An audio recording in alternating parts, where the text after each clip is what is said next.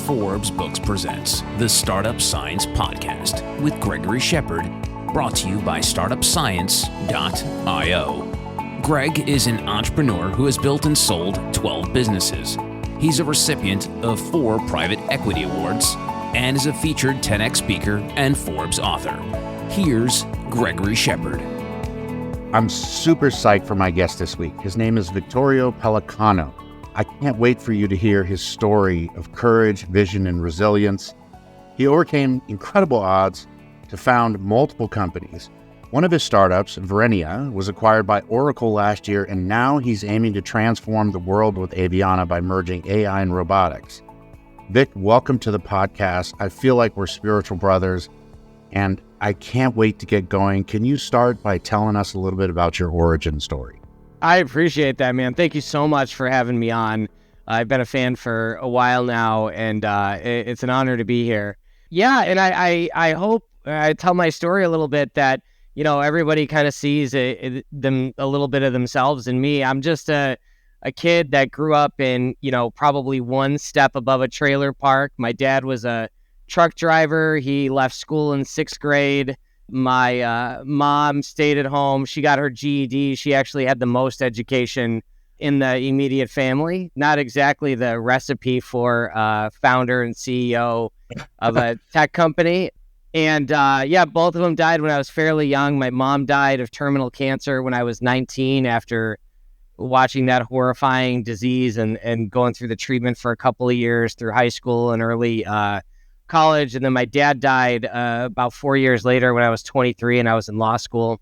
You know, he died with like $3,000 in his bank account. So I didn't have anybody to pay for my college. That kind of went unsaid, but not even any money to figure out what to do with my life, right? I was just a college kid and kind of scraping by as it was. And now I inherited this house that he had refinanced about 6 times, I think, and $3,000 in his checking account, and that's all I had. And I ended up they foreclosed on the house. I tried to stay there, and this is like 2008, by the way, a great time for this stuff to be happening. Oh my God! During the oh my God, gnarly, man, dude. And then I thought all I had going for me, Greg, was just, you know, finish law school, and I'm going to be a high-powered attorney, and I'm going to make all this money.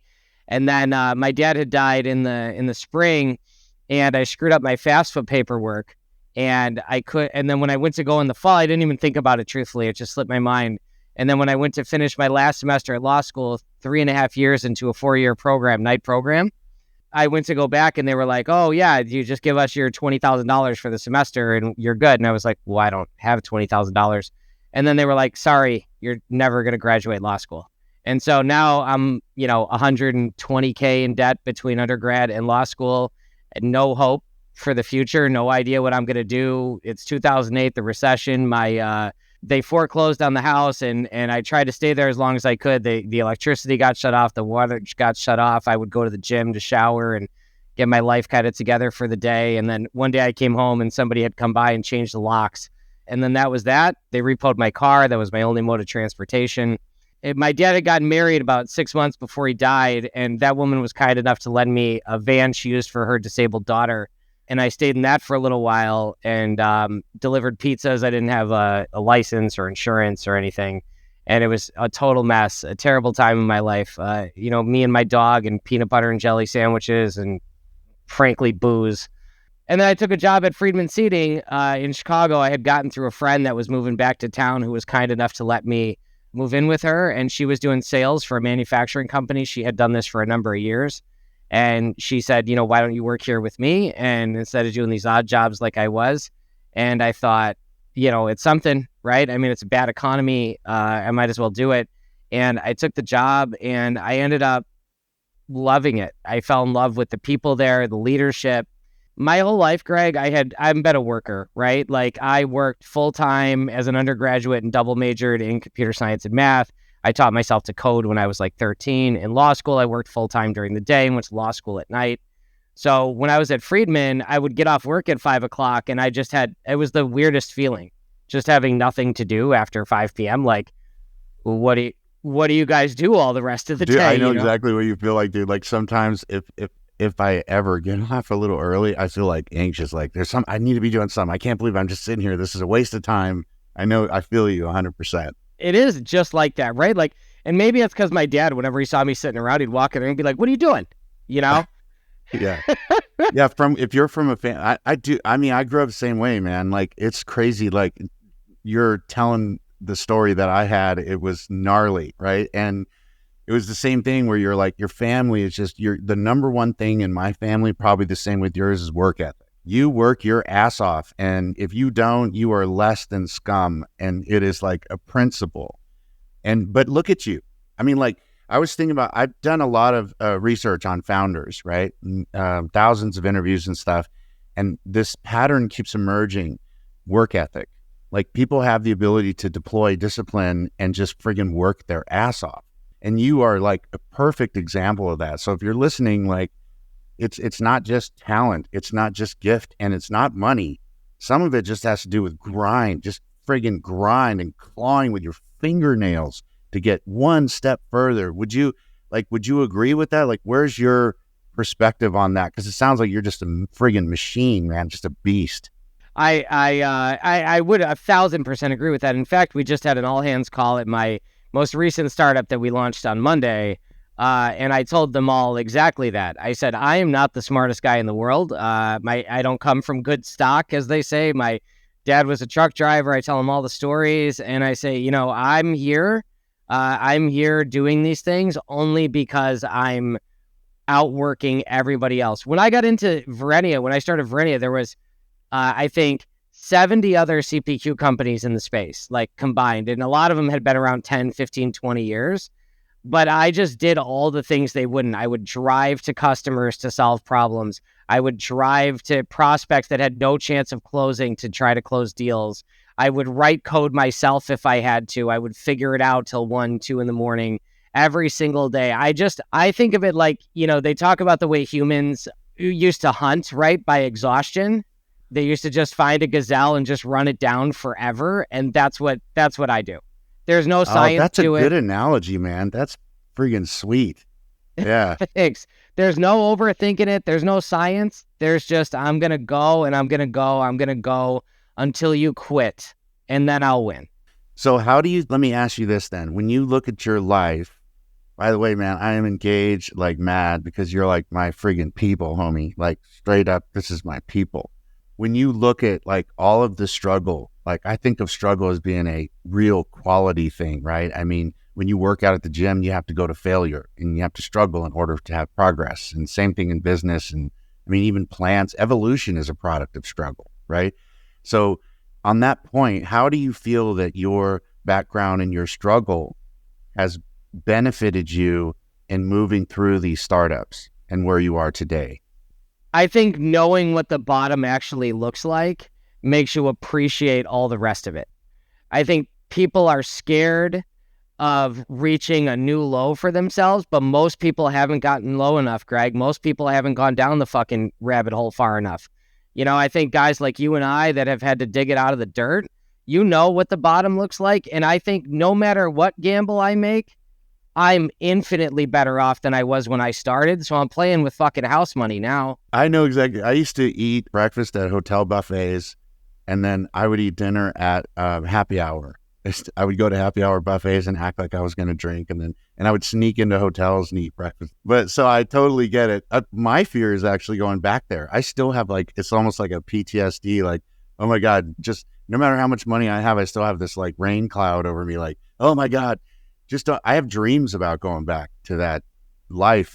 That's horrible. I'm sorry that happened to you. I don't have that fear now. My fear is that I'll get complacent and start enjoying the extra things I can buy myself now.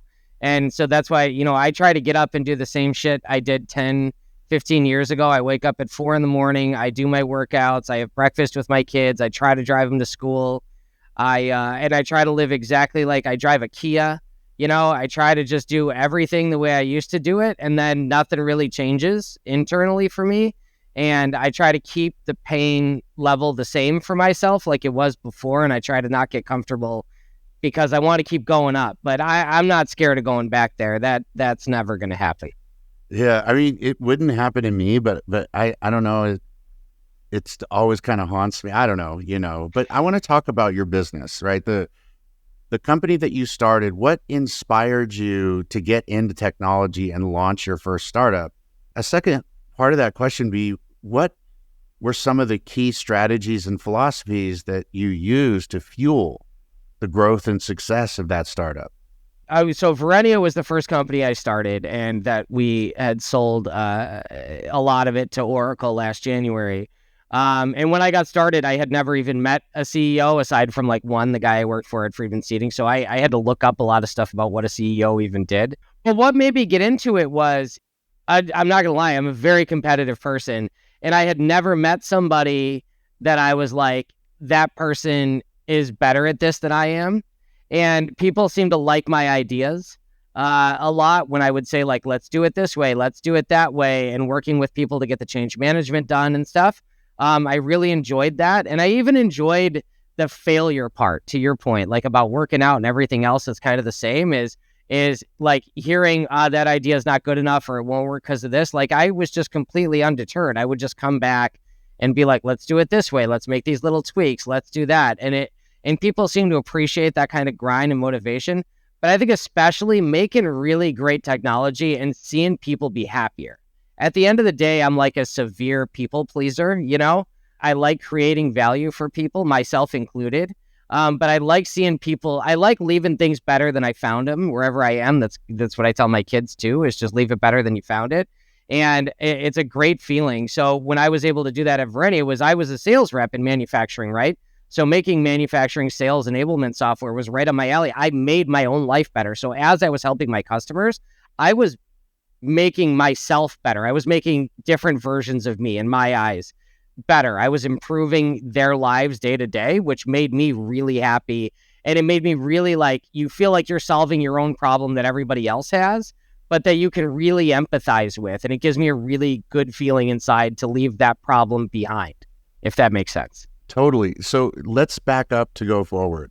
Tell the audience about Verenia, what you guys did, how you talked about how you started it, but I mean, what you guys did, the growth trajectory that you had, the exit to Oracle. I mean, that's a big brand to exit a company to. Let's get into that a little bit. And then I want to move into the company that you have now that you started up and start having some fun with that. By the way, I'm having a fucking blast. So, dude, yeah. That's awesome. Thank you. Me too. So Verenia, so we started, I didn't know about raising money or anything else. So I just bootstrapped the thing from soup to nuts. From the day it started to the day we exited, we'd never raised money. I tried. And you asked me a minute ago, like, what was one of your motivating factors? And I'll never forget, there was a venture capitalist from a VC firm here in Chicago who told me, point blank, had me come all the way out to his office, spend half a day. I got a coffee from the secretary. I sat in this big, long boardroom. He came in, he talked to me for about 5 minutes, and he said, some companies just have it. It's in their DNA, and you don't. And then he said, have a good day. And he just walked out. And that was it. And I remembered that guy. And so what I did, Greg, it's true, is I printed out all the VC firms that turned me down, and I hung all their logos. I got them framed and everything, and put them on my wall in my gym where I'd work out in the morning. And I just knew that they were wrong, but it was up to me every day to get up and prove them wrong. But we did it just with customer revenue, right? So we didn't take salaries at first. We took odd jobs, other stuff. I had 6 employees before I paid myself $1. And I was blessed with 2 really great co-founders whom I'm still very close with. I just had dinner with a guy last night who was a co-founder there. And it was a grind. It was meeting people, learning from the market. And I think that's those lessons of bootstrapping and building the airplane on the way up are what I take into everything I still do. And what I recommend to all founders now is don't make your company on a spreadsheet. I mean, I didn't. And I think that's very much an intellectual academic exercise. And maybe that'll get you an MBA. But what makes you rich is making people happy. And you don't know what makes them happy till you talk to them. And to assume otherwise is condescending. I think you have to be talking to people the whole time, your prospects, your customers, people you know in business, talking to them, refining your ideas, grinding through them, but the market is the decider of these things, not your spreadsheet. 100%. 100%. Let's talk about your new startup and what motivated you to focus on AI and robotics specifically. What do you do? What are the biggest opportunities? What's the most exciting and promising AI robotics innovations that you see going on the horizon? Let's roll up our sleeves and have some fun.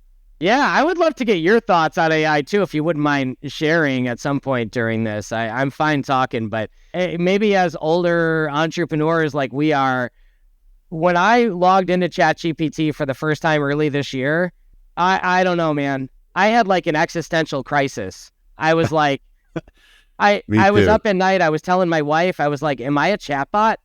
Like, is that all it is? Is it just math? Is my brain just doing a bunch of math? What does that mean? What is all this? And my wife, this is why we've been married now. It'll be 10 years next year. We got 5 kids. And she's great. And she's like, you need to stay off the computer for a couple days. What did you think about all that when you saw it, Greg? I was like tripping out, but immediately what I came up with is that AI itself, machine learning is different, but even machine learning is it's not nearly as advanced as we are, right? Like it will be, there's no question, because we're creating ourselves. We're acting like gods and we're creating, consciousness. Eventually we will get there. But right now, it does if-then equations like code from data that you feed it. And it just regurgitates what it has. It hasn't gotten to the point where it starts to have its own opinions on things yet based on data. I think that's going to be the pivotal point. I think right now it's a really fancy, natural way to communicate with a machine and to communicate with data and get data. Like, you could see like Google is really behind the times now because, you should be using AI to say, hey, I'm looking for da-da-da-da-da-da, and give it like a whole bunch of words, and then it will find it and say, all right, well, I think you're talking about this. Here you go. But we're using it in our stuff. And, in the last keynote that Open put out was pretty epic and scary, but scary in a good way. Like, I think the evolution is more human. I think that it's got a long way to go. I don't know if you've tried to code with it or anything, but it's got a long way to go before it's like replacing people. But it's certainly better than the chatbots that you see now. Those bots that they have, they're terrible. You could see somebody like Apple being able to utilize this and get it right. But they first have to clean up Siri because Siri sucks. But, dude, that's when you're absolutely right. Siri, Google Assistant, Alexa. They blow. I was so excited for that tech when it came out in 2017, 2018, and I saw the value in it, and I daydreamed. I put together a deck actually on a project, but I couldn't deliver because the NLP just wasn't there yet. Like we didn't have it. It's not, yeah. But then when I saw ChatGPT, I was like, fuck. You're right. It's not all the way there, but oh my God, it's 50 years closer than I think I would have guessed. And I spent my life in this field. I was shocked, man. I was like, oh, wow, this is much farther along than I thought it was. We're using AI to try to build a automatic mentor system for startups using all of the data that we have in the system and all the data out there. It's really wordy.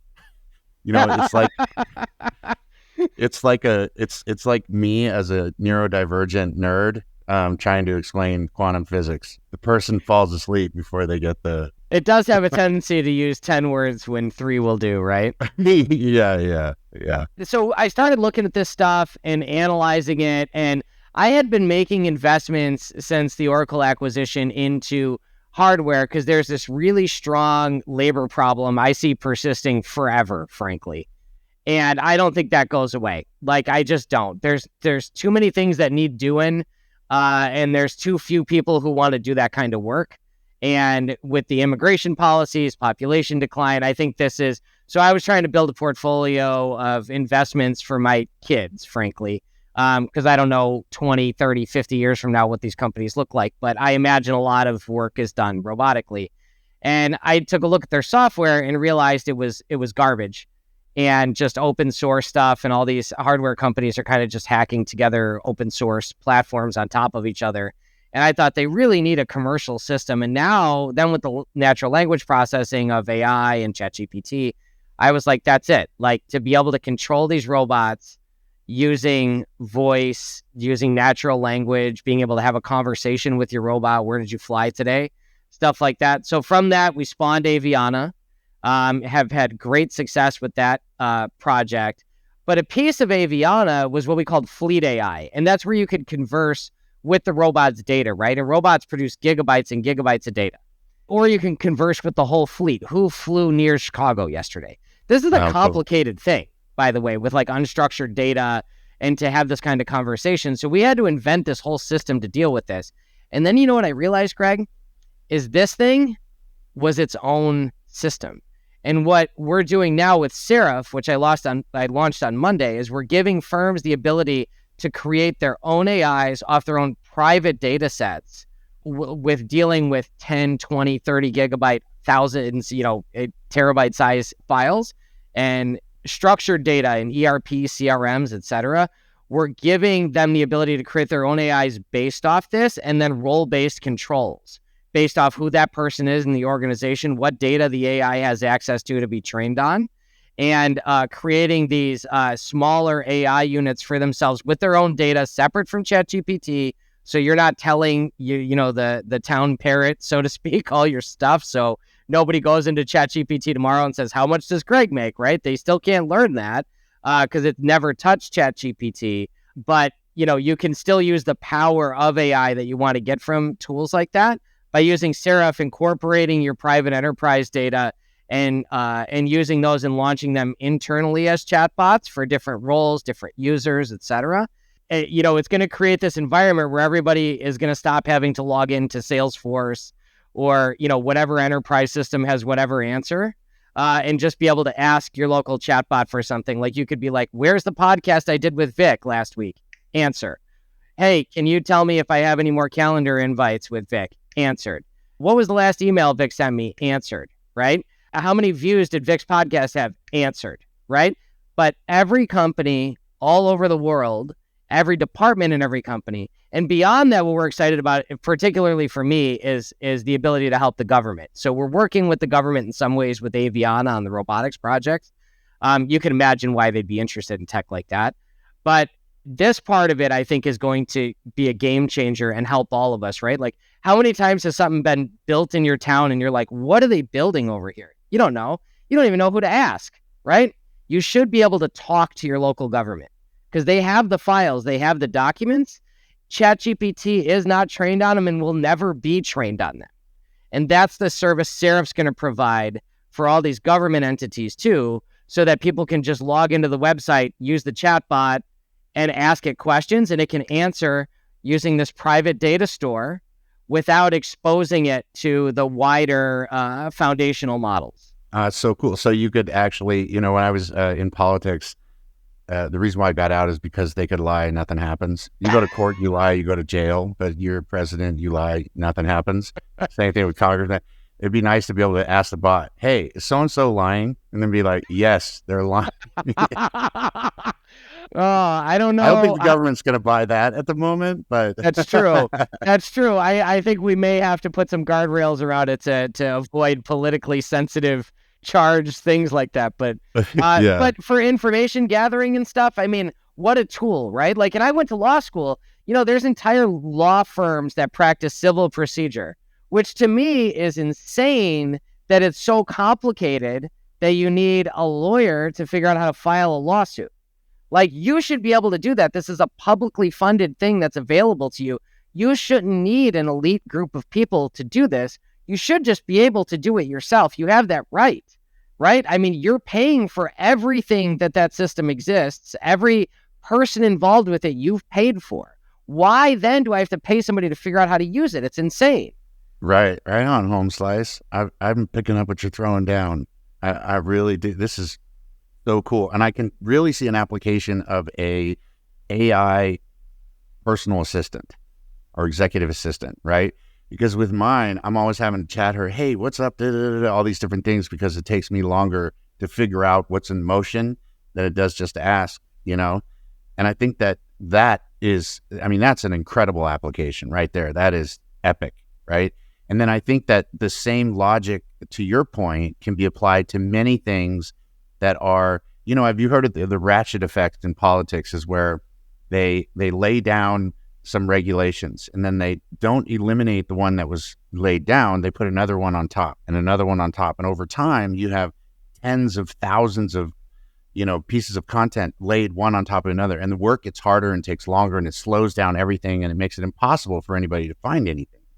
But if you had an AI like that, it could read everything and you could say, dedupe all the shit we've already cleaned up, take it out, right? Now, let's get down to the meat. What are the main principles across all of this ratcheting that we need to apply for and deal with, and then deal with that, and then get rid of all that crap so people can understand what the hell is going on? Right? Instead of having to do a history lesson on 1,000 things that don't matter anymore or whatever. Yeah, totally. Like stuff that was put in play and it's not even, we're talking about like some of the stuff goes back to the 1940s. And you're like, those things don't even exist anymore. Like, why do we have this in law at all? We're having to manage it and the cost. And I think it's brilliant, man. I mean, you're clearly a friggin' visionary genius. I'm just a guy. I'm just grinding. Don't say that. Like, I'm not. I don't think anybody should think I'm special. I mean, I joke about how great I am all the time, but I think everybody should have that attitude every day. And I think the world would be a better place if they did, because I'm not special, man. I'm just out there thinking about how to help people. And what I want better government services. When I'm an employee, right? I worked for Oracle. I worked for, corporate America, right? 200,000 employees or whatever. Like, you want to know how many days off you have left? Good luck. Like, you got to find the system. You got to ask this person. They're never going to answer an email because Sharon's on vacation. Nothing gets done. I never heard the term ratchet effect, but I like it. The way I thought about it in my head, the analogy I came up with, Greg, was like, it's like regulations and stuff like this. It's like a bandage, right? Uh-huh. And imagine every time you got cut in your life or you got hurt, you put a bandage on, but you never took the old one off. That's exactly what the ratchet effect is. Yeah. By the time you're eyes, you're walking around, you can't move. Right. And then, you can't go anywhere, you can't do anything because you're just stuck. And that's I think that's the bureaucracy that gets created. And I hope AI is our way out of this. Oh man, I think it is. I think your application is. And I love your approach on humility. And I always tell people that, people always say I have imposter syndrome and I'm really, insecure. And I say, that's good. I want to stay that way, because if I'm not insecure, then I've got ego, and, and if I don't have imposter syndrome, then I know everything. And my mom used to tell me, if you're the smartest one in the room, you're in the wrong room, That's very true. That's very true. And you got to keep finding new rooms for yourself then, right? Yeah, 100%. All right. Hold on 1 second, Vic. We got to stop here, but we have more to get to. Coming up in the second part of my chat with Victorio Pellicano, the serial entrepreneur and CEO of Avianna, Vic talks about how he handles the work-life balance of a startup founder, father, and husband. I try to exist in this work-life flow state where I'm always working, but I don't let it bother me because it takes 2 seconds to answer an email or a text, as a senior executive. And it's not a big deal for me because I'm always there. It's like in the Avengers when they're like, how do you just turn into the Hulk in the one movie? And he's like, the secret is I'm always angry. The Startup Science Podcast with Gregory Shepard is brought to you by startupscience.io. Founders can log on to startupscience.io and use code FORBES to get free access. To connect and find out more about Greg, go to gregoryshepard.com. The Startup Science Podcast is a production of Forbes Books.